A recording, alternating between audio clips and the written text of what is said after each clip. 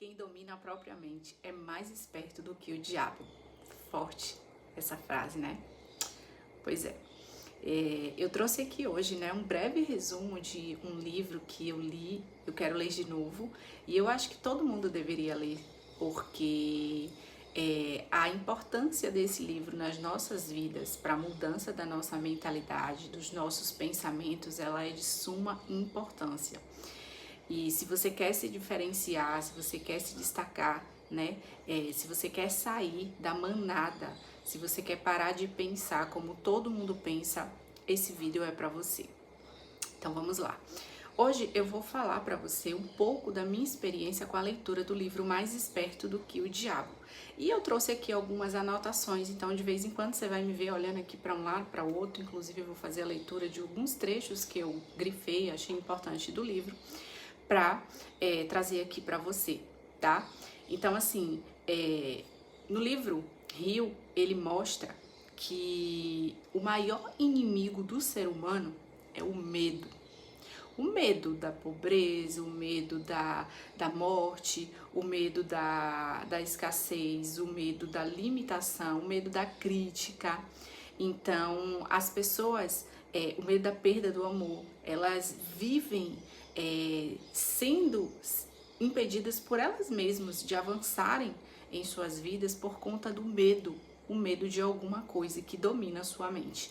Então, 98%, né, de acordo com o Rio, das pessoas, elas acabam se tornando limitadas por conta desses medos, então elas não agem, né? E isso faz com que essas pessoas, elas divaguem por uma vida sem propósito, sem direção, sem rumo, né? Como tem um ditado que fala por aí, né? Para quem não sabe onde quer chegar, qualquer caminho serve, né?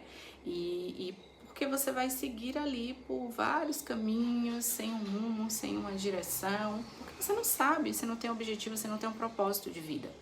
Então, eu trouxe aqui, né, no capítulo 2, né, do livro, tem uma frase dele que me chamou muito a atenção, né? Sua única limitação é aquela que você impõe na sua própria mente. Ou seja, a maioria das coisas que a gente deixa de fazer, que a gente deixa de colocar em prática, a maioria das ideias, elas são por conta da limitação que nós nos impomos. Porque a gente fala, eu não consigo, eu não sou capaz, é impossível de fazer, é impossível de eu conseguir fazer isso, eu nunca fiz isso na minha vida. Se propõe a fazer. Se proponha a fazer, se proponha a aprender. Se você não sabe, busque conhecimento para fazer. Se você e comece a falar a partir de hoje, eu ainda não sei como fazer, eu ainda não sei, mas eu vou descobrir o caminho. Então, tudo que você vê ali na sua frente como uma limitação, não deixe que essa barreira, né, te faça parar por ali. Muito pelo contrário, que ela sirva de trampolim para você subir, para você crescer. Aqui, já num outro capítulo, tem alguns grifos que eu fiz, né? Que ele já entrou, né? O que é, na verdade, o resumo, o que é esse livro, né? O livro nada mais é do que um diálogo imaginário de Hill com o diabo.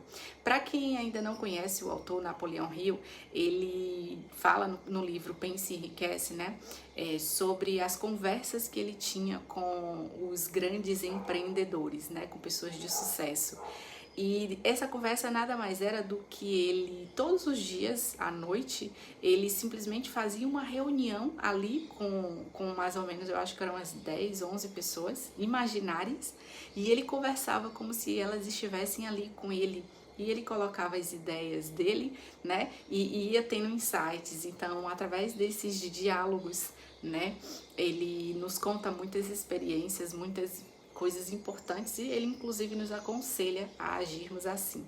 E o livro Mais Esperto do que o Diabo é um diálogo imaginário, tá? Para que você não fique assustada com isso. Um diálogo imaginário de Rio com o Diabo, onde ele traz ali todos os pensamentos, né? Sobre todas as situações, né? Sobre como a gente é alienado, né, pela nossa forma de pensar, como a gente foi conduzido esse tempo todo pela alienação, né? Então, aqui em uma das conversas a pergunta que ele faz é a seguinte: descreva todos os modos como você induz as pessoas a se alienarem. Defina a palavra alienação e conte-nos exatamente o que ela significa. E a resposta do diabo foi a seguinte: a melhor definição que eu posso dar para a palavra alienação é afirmando que todas as pessoas que pensam por si mesmas nunca se alienam, enquanto aquelas que não pensam ou pensam no mínimo possível, elas são chamadas de alienadas. Um alienado é aquele que se deixa ser influenciado e controlado por circunstâncias externas à sua mente. Ele prefere deixar que eu ocupe a sua mente e use o seu intelecto do que ter o trabalho de pensar por si mesmo.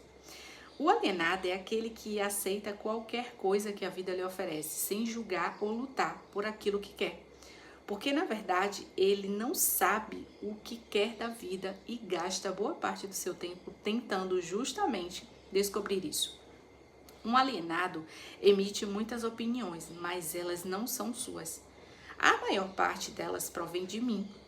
O alienado é aquele que é muito preguiçoso para usar o seu próprio cérebro, e essa é a principal razão de por que eu consigo assumir o controle dos seus pensamentos e plantar as minhas ideias na sua mente. É forte, né? Tem muitas coisas impactantes aqui nesse livro que, conforme você vai lendo, e eu sugiro que, se você ainda não leu, que você leia, que elas abrem a nossa mente assim para um entendimento de tal forma, sabe, que de coisas que a gente sequer jamais pensou ou imaginou. E a gente sai da nossa bolha, né? E é isso. Aqui um outro grifo que eu fiz é ele falando o seguinte, né? A mente é nada mais, nada menos do que a soma de todos os hábitos, um por um. Eu entro na mente e estabeleço hábitos que levam finalmente à completa e absoluta dominação. Ou seja, é assim que os nossos pensamentos eles são dominados pelo diabo, né? É assim que as nossas crenças limitantes, que os nossos pensamentos sabotadores eles surgem, né? Através, né, da alienação que a gente veio, né, já das nossas gerações aí. E a gente nasce ali com aquelas crenças, com aqueles pensamentos de que só tem dinheiro quem nasce em família rica, que a gente, para ter dinheiro, precisa trabalhar muito, e que o trabalho precisa ser um trabalho árduo, um trabalho pesado, sabe? E com o passar do tempo e na leitura desse livro, a gente descobre que isso é tudo mentira. Isso tudo foram crenças limitantes que foram plantadas na nossa mente. E mais uma coisa que eu separei aqui é a seguinte: qual é a relação, e se há alguma, entre a sua oposição e os lares, as escolas e as igrejas? A sua resposta a essa questão deve ser interessante. E isso aqui me chamou muito a atenção porque desde quando eu pensei em matricular minha filha na escola, eu pensei em alguma escola, né, no estilo Montessori. E não, ela ainda não estuda numa escola Montessori por aqui, por perto, e as nossas condições ainda não nos permitiram. Mas eu vou criando a minha filha, né, com uma metodologia onde ela é livre para pensar, para usar a criatividade dela, para colocar os pensamentos dela, né, para fora, para reconhecer os medos, os anseios, as angústias, as tristezas, e para saber que todo mundo tem, né, assim, todo mundo sente raiva, todo mundo sente ódio, e tá tudo bem, né? A gente só precisa aprender a lidar com isso, né? A saber como que a gente vai lidar com aquilo ali, que aquilo é algo passageiro e que na maior parte do tempo tá tudo bem. Então, assim, a resposta dele, né, a essa pergunta é aqui que eu faço uso de alguns dos meus mais sábios truques. Eu faço com que tudo que é feito pelos pais, pelos professores e pelos instrutores religiosos pareça ter sido feita pela minha oposição. Isso tira o foco de mim, enquanto eu manipulo a mente dos jovens. Quando os instrutores religiosos tentam ensinar às crianças as virtudes da minha oposição, geralmente o fazem assustando em meu nome, e isso é tudo que eu peço deles. Fomento a chama do medo de tal forma que o poder de pensar de forma apurada da criança fique comprometido. Nas escolas, os professores aprofundam a minha causa, mantendo as crianças tão ocupadas decorando informações não essenciais em sua mente que elas não têm a oportunidade de pensar ordenadamente ou de analisar corretamente as coisas que lhes são ensinadas. A gente veio de uma escola, de um modelo tradicional, onde foi tudo criado ali na época da Revolução Industrial, né? Tudo vem de lá. Então, a gente vem num estilo de ensino, de escola e tudo mais, onde já não são mais compatíveis com a gente, né? A gente mudou, a gente evoluiu, nós como seres humanos evoluímos bastante. Então, tem certas formas de ensino, tem certas regras, né, que elas não deveriam mais existir. Porque o ser humano, ele tem o direito, o livre-arbítrio de pensar, de se colocar como pessoa, né? De ser ouvido, de ser escutado, de não aceitar fazer algo que não seja da sua vontade e por aí vai. Então, esse é um dos grandes motivos, né, pelo qual eu até antes de conhecer o Napoleão Hill, de ler esse livro, eu já buscava uma metodologia de lidar, de ensino com a minha filha que fosse algo que fugisse de tudo aquilo onde eu fui ensinada que criança ela tem que obedecer, que nós adultos sempre temos razão, que a criança ela tem que fazer exatamente as coisas como a gente quer, né? Que criança não tem vontade. Então eu discordo totalmente dessas coisas e eu procuro não agir assim com a minha filha. É claro que existe uma diferença entre você impor limites e entre você impor com que a criança faça tudo exatamente como você quer, na hora que você quer, da forma que você deseja. Existe uma diferença entre colocar limites no que a criança pode ou não pode fazer, no momento que ela pode fazer, e entre você permitir tudo, né? Isso. E isso aqui é importante porque a gente desde criança foi muito ensinado a temer, ter medo do diabo, ter medo de Deus. E isso foi uma das coisas que por muito tempo me manteve distante de Deus, porque a gente foi ensinado o quê? Ah, não pode fazer isso porque papai do céu briga. Ah, não pode fazer isso porque papai do céu fica triste. Ah, não pode fazer... Então, a gente foi... tendo todas essas coisas introduzidas ali na nossa mente, fazendo com que a gente acreditasse que Deus era uma pessoa brava, que Deus era uma pessoa que ia castigar, sabe? Que Deus era uma pessoa que... e isso acaba afastando, sabe? Então, por alguns momentos, inclusive, a minha sogra, né? Eu vi ela fazer isso com a minha filha e eu conversei com ela, assim, né? De forma particular. E falei que não precisa falar isso, não precisa falar desse jeito. Existem outras formas da gente ensinar, da gente fazer, conduzir a criança a fazer o que ela precisa fazer, sem a gente ficar impondo medo, né? É igual, apaga a luz e deixa a criança no escuro. O bicho papão. Você começa a criar medo na criança, né? Você começa a colocar coisas na cabeça dela imaginária. E é aí que o diabo entra, né? Porque é justamente onde os pensamentos de medo começam a entrar e fazerem efeitos. Aqui, um outro ponto, né? Aí ele fala o seguinte: vá em frente e conte-me mais dos seus métodos e pelos quais você faz as pessoas alienarem-se para o inferno com você. Eu faço com que as pessoas se alienem em todos os assuntos em que eu possa controlar o pensamento independente e a ação. Pegue, por exemplo, o tema saúde. Faço com que a maioria das pessoas coma muita comida e o tipo errado de comida, e isso leva à indigestão e à obesidade e destrói o poder do pensamento apurado. Se as escolas e as igrejas ensinassem às crianças maneiras mais sadias de alimentar-se, elas causariam um dano irreparável à minha causa. mais uma coisa muito forte, né? Isso mexeu muito comigo na leitura do livro, o quanto a gente vê que as pessoas estão alienadas. E, inclusive, uma das coisas que são tradicionais, né, é oferecerem doce à criança como se fosse algo que elas precisam para se manterem vivas. Porque todo mundo que dá alguma coisa para uma criança, ela tem que dar doce, ela tem que dar um bombom, ela tem que dar uma jujuba, ela tem que encher a criança de doce, sabe? Nas festas, por exemplo, agora existe uma tradição pior do que nunca. O povo gasta horrores de dinheiro com baldes e enchem esses baldes de porcarias, de fine, de guloseimas, de coisas que só fazem destruir a saúde das nossas crianças e as nossas também. Quer ver uma coisa que eu gosto, inclusive, marshmallow. É uma coisa que eu amo, mas não sei se você gosta, né? Eu amo marshmallow. Porém, toda vez que eu como, eu sinto meu estômago ficar ruim. Então, assim, para você ver o tanto que essas coisas, elas são maléficas para o nosso organismo.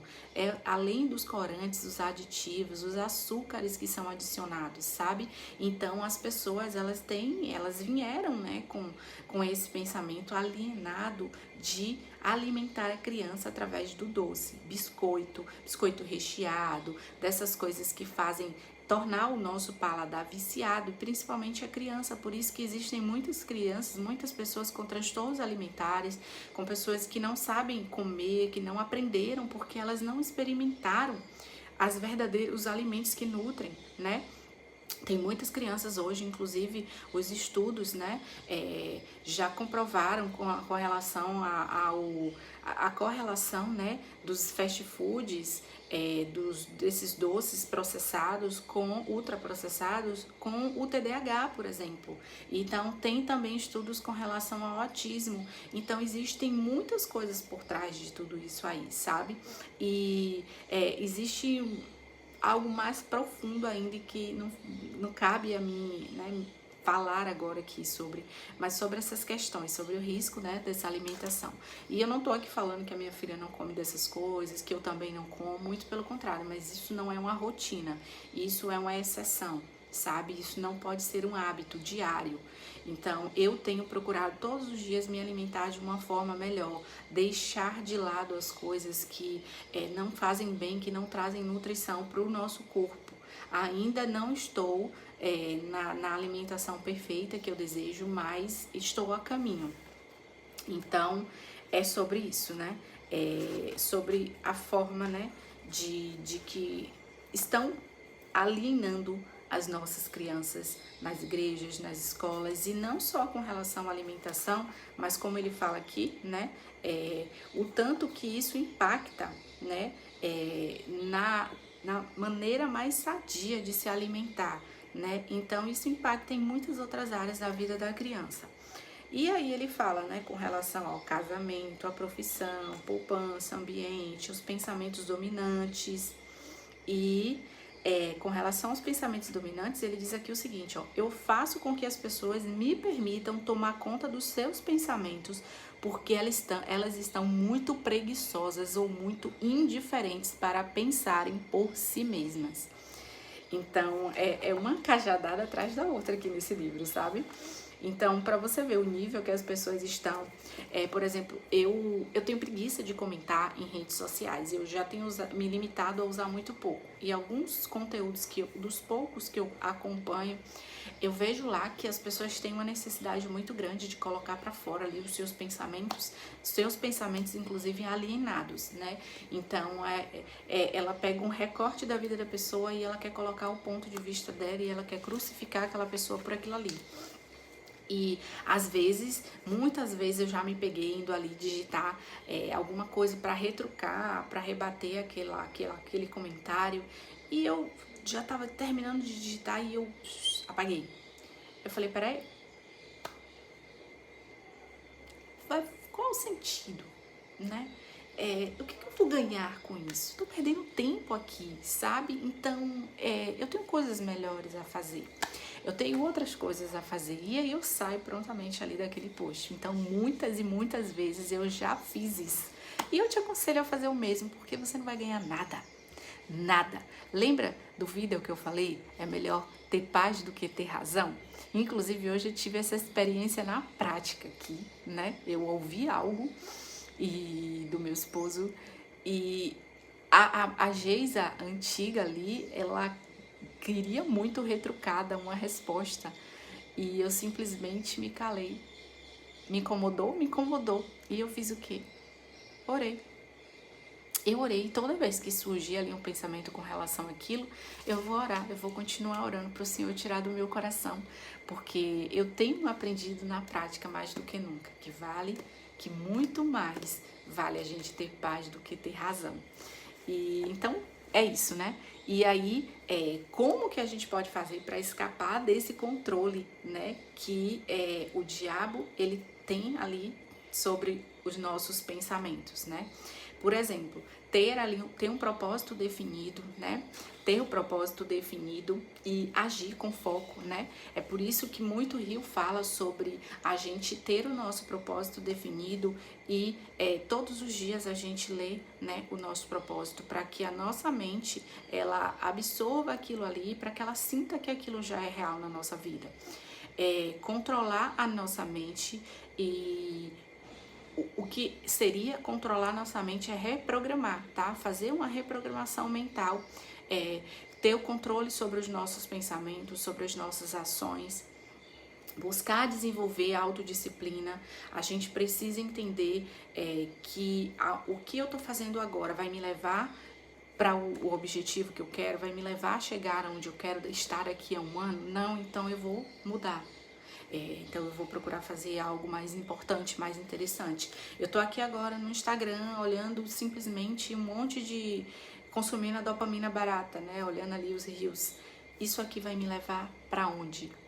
Vai me levar para onde eu quero estar daqui a um ano? Não. Então eu vou parar, eu vou buscar fazer uma coisa, eu vou ler um livro, eu vou fazer qualquer outra coisa que seja mais interessante.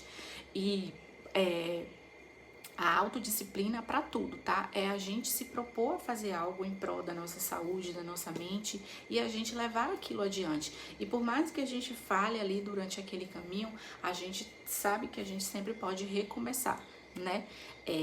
Aprender com os nossos fracassos é muito importante, porque a gente aprende com os nossos erros. Se você não estiver aprendendo ou não aprendeu ainda nada da sua vida com os erros que você já teve, com os fracassos que você já teve, então você está no caminho errado.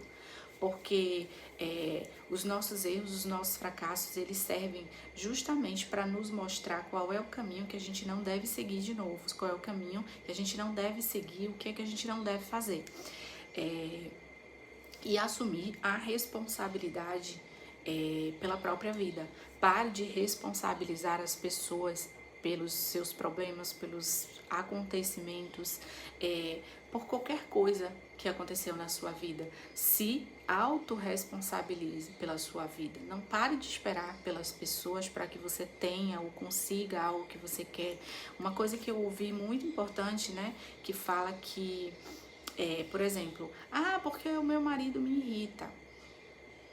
Ele te irrita ou você se irrita com ele?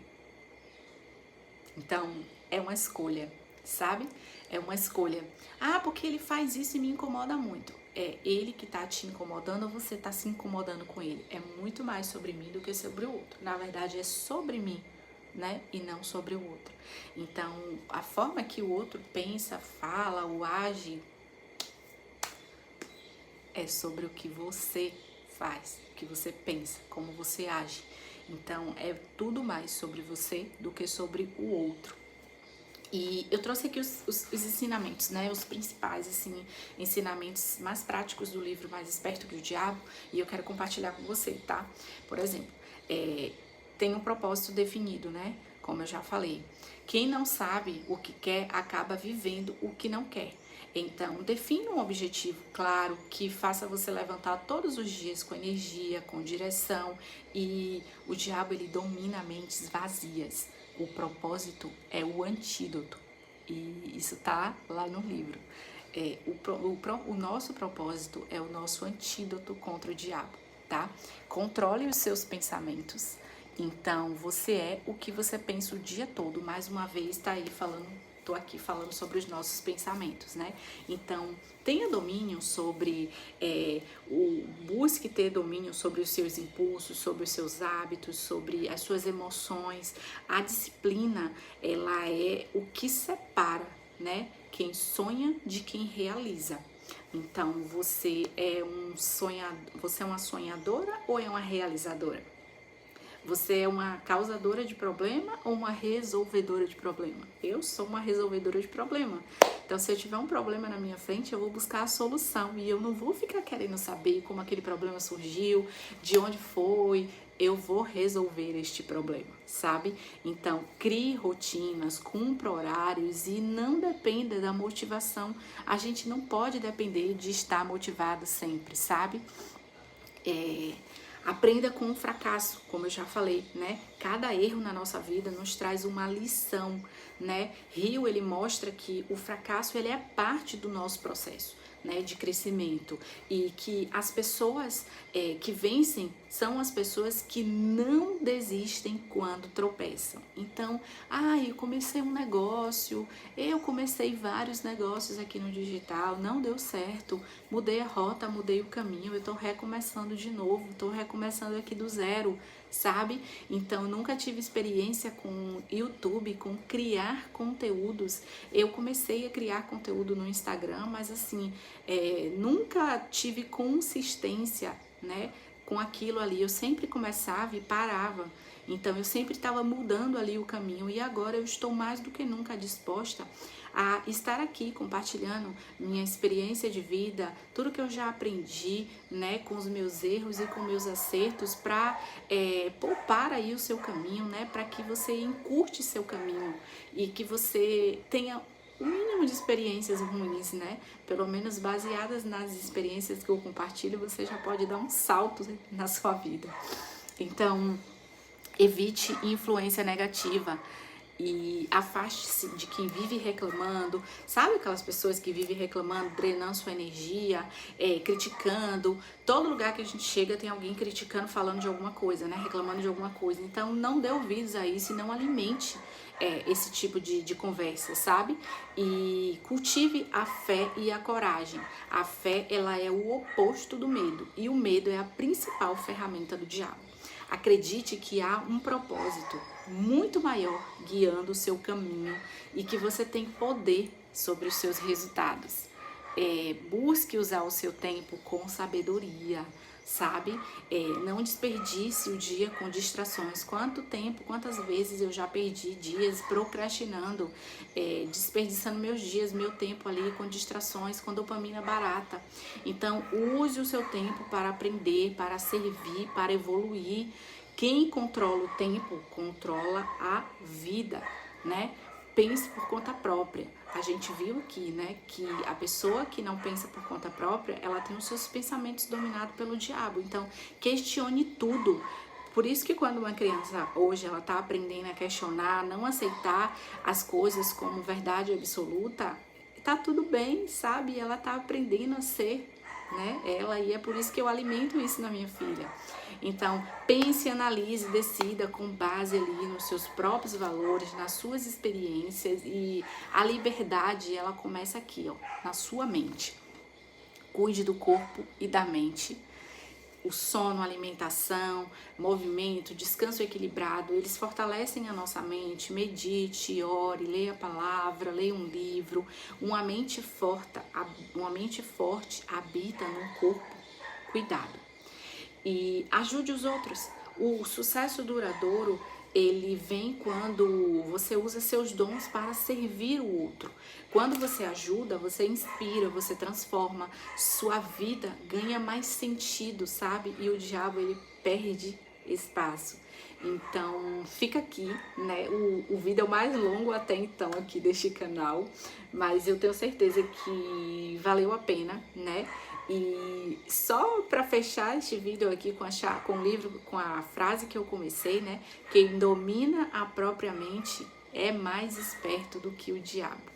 Então, quando você vence o medo, quando você pensa por conta própria e constrói conscientemente o seu destino, com certeza você vai chegar a lugares que você jamais imaginou. Então, confia no processo. Se não ainda, né, não fez a leitura desse livro, eu recomendo. Giza, não tenho como investir, como comprar um livro. Vou deixar o link aqui abaixo, tá? É bem baratinho ele na Amazon. Mas tem o audiobook, você pode entrar aqui no YouTube e ouvir, tá? Então não tem desculpa para você não ler esse livro. Não tem desculpa para você sair dos 98% da manada que está seguindo a questão política, aquela questão da alienação, sabe? Saia, venha para os 2% que querem crescer, que querem evoluir, que querem mudar de vida. Então, eu espero você no próximo vídeo, tá? Se você gostou, deixa aqui seu joinha, compartilha esse vídeo, se inscreve no canal para você não perder os próximos vídeos, tá bom?